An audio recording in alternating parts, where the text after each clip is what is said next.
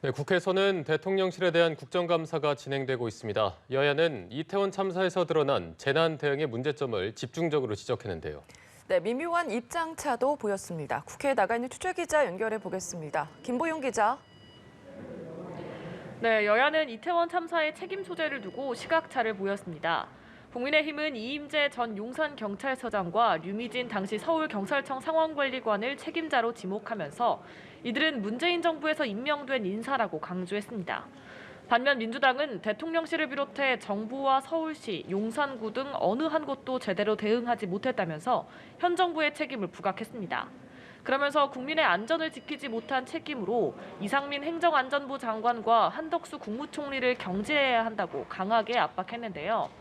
하지만 김대기 대통령 비서실장은 장관과 총리를 다 날리면 새로 임명하는 데 2달 넘게 걸린다며 제대로 파악한 다음에 다시 검토하겠다고 답했습니다. 여야는 시작부터 이태원 사고인지 참사인지 표현을 놓고 신경전을 벌이기도 했습니다. 민주당은 대통령실이 업무 보고에 이태원 사고 후속 조치라고 적은 점을 지적하면서 희생자와 국민에 대한 모독이라고 지적했는데요.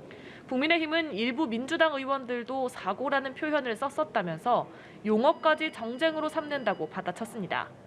이에 대해 김대기 비서실장은 재난안전법에 있는 법률적 용어를 중립적으로 쓴 것 같다고 설명했습니다. 한편 내년도 예산안 관련 종합정책 질의에 출석한 한덕수 총리는 정부 책임을 인정하기도 했는데요.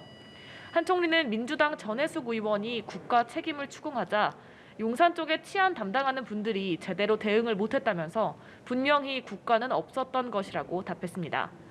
반면 국회 정무위에 출석한 박문규 국무조정실장은 당일 이태원의 경찰 배치가 부족했다는 지적에 서울 강남역 출퇴근 인파를 들어 비교했다가 문매를 맞았습니다.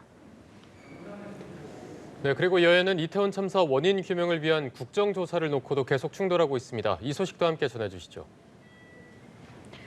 네, 그렇습니다. 국민의힘은 국정조사보다 수사가 먼저라면서 야당이 국민적 비극을 정치 공세 도구로 활용하고 있다고 질타했습니다. 주호영 원내대표는 수사 성공의 핵심은 신속함과 강제성인데 국정조사는 강제성이 없어서 수사 지연과 증거 유실에 우려가 있다고 말했습니다. 그러면서 수사가 끝난 다음에 책임을 물 일이 있으면 엄격히 묻겠다고 강조했는데요. 그러자 민주당은 수사가 국정조사를 반대하는 빌미가 될 수는 없다고 압박 수위를 끌어올렸습니다.